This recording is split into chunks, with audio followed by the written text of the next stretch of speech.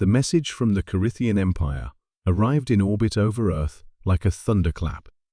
Transmitted in 100 languages, projected in bright imperial gold, and dripping with contempt, the demand was simple. Earth is hereby ordered to surrender its sovereignty, dismantle all military infrastructure, and submit to Carithian law. You have 3 Earth days to comply. Resistance will be met with cleansing force. The Carithians had done this before to over 77 worlds across 3 galaxies. Submission always followed. Resistance never lasted long. Their dreadnoughts were colossal, their armies vast, and their resolve absolute. But Earth was different. Not in size, not in wealth, not even in influence. Earth was different in what it didn't show. Ambassador Varric of the Carithians stood aboard his flagship, the Imperial Will, orbiting Earth's moon. He watched Earth's surface, puzzled. No response? He asked his communications officer. None, Exalted One. Not even a protest. There, quiet. Pathetic, Varric spat. But beneath that silence, buried in the dark side of Earth's diplomacy, something ancient stirred.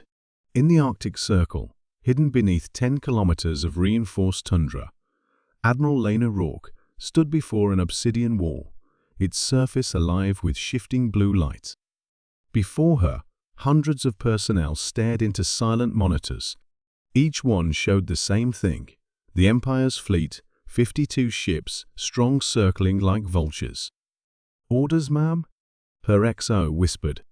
Lena didn't respond immediately. She placed a gloved hand on the ancient console, triggering a deep hum in the ground. For decades, Earth had played the role of the underdog. It kept its fleet off public registries. It allowed the rest of the galaxy to think it was backward. Soft, defenseless. It was all by design. The Shadow Fleet had never forgotten the Eridani massacre, or the burning of the Andean colonies. Earth had been preparing in silence, in the dark. Rourke spoke 2 words: activate Ghost Protocol. Out near Neptune's orbit, in the void where no satellites ventured, a distortion rippled. From nothing, a ship appeared, then another, then hundreds. Sleek, dark, invisible to most scanners, the Shadow Fleet. They'd been waiting in stealth for years, training, hiding, sharpening. And now they moved. Thousands of ships, destroyers, carriers, stealth cruisers surged forward without a single radio signal. No communications. No bluster. Just action. Varric finally noticed. Multiple warp anomalies. Shouted his sensor officer. Hundreds no. Thousands approaching from the outer system. How? Varric barked. This world has no declared military fleet. It appears. They hid them. Varric stared in disbelief. Impossible. But the impossible was already unfolding. Earth's Shadow Fleet moved in perfect silent coordination. No flashy weapons. No bravado. Just cold, surgical positioning. The battle began, not with a grand explosion, but with silence. One by one, Carithian battleships went dark. Systems shut down. Engines offline. No signs of attack. It wasn't a brute force assault. It was precision warfare. The Shadow Fleet had spent decades mapping Imperial systems, studying their neural command networks, infiltrating their AI with quantum viruses that slept in silence until today. Varric watched as his dreadnoughts floated powerless, stripped of command, vulnerable as prey. Then came the kinetic strikes. Tungsten rods dropped from orbit, with no warning. No sound, just mass and velocity.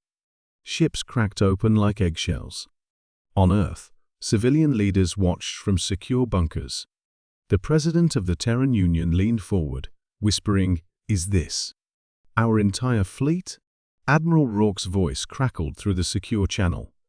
"This is only one arm of the Shadow Fleet. There are 6 others.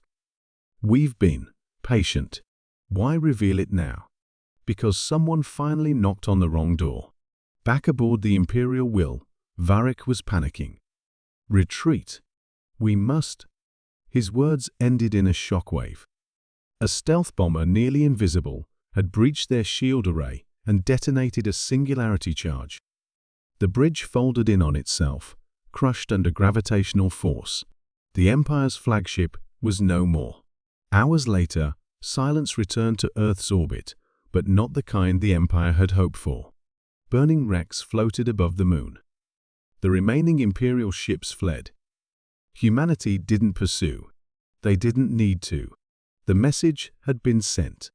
Across the galaxy, news spread like wildfire. Empires paused. Federations re-evaluated their intelligence reports. Every species that once mocked Earth's quaintness now stared at it with something unfamiliar. Fear. Not because Earth had the biggest guns, but because Earth had hidden them so well. Because Earth had waited so quietly and struck so precisely.